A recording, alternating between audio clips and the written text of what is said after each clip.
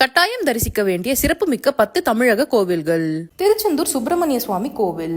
முருகனுக்கான அறுபடை வீடுகளில் கடற்கரையில் அமைந்த முருகன் கோவிலில் மூலவராக பாலசுப்பிரமணியரும் சூரனை வென்ற செந்தில்நாதரும் அருள்பாலிக்கின்றனர். மயிலாப்பூர் கபாலீஸ்வரர் கோவில். பல்லவர் காலத்தில் கட்டப்பட்ட இந்த சிவாலயத்தில் கபாலீஸ்வரரும் அன்னை கற்பகாம்பாலும் உள்ளனர். சிதம்பரம் நடராஜர் கோவில். இங்கு சிவபெருமான் நடராஜனாகவும் பெருமாள் கோவிந்தராஜ பெருமாளாகவும் காட்சி தருகின்றனர். பழனி தண்டாயுதபாணி சுவாமி கோவில். பழனிமலை உச்சியில் அமைந்த இந்த முருகன் கோவிலில் போகர் எனும் சித்தரால் பிரதிஷ்டை செய்யப்பட்ட நவபாஷண முருகன் சிலை கர்ப்பகிரகத்தில் உள்ளது. ஸ்ரீரங்கம் ரங்கநாதர் கோவில். இங்கு மகாவிஷ்ணு ரங்கநாதராக சயன கோலத்தில் காட்சி தருகிறார். திருவண்ணாமலை அருணாச்சலேஸ்வர் கோவில். சிவபெருமான் அக்னிலிங்கமாகவும் மலையாகவும் காட்சி தரும் இக்கோவில் சிவனின் பஞ்சபூத தலங்களில் ஒன்றாகும். குமரியம்மன் கோவில் கன்னியாகுமரி.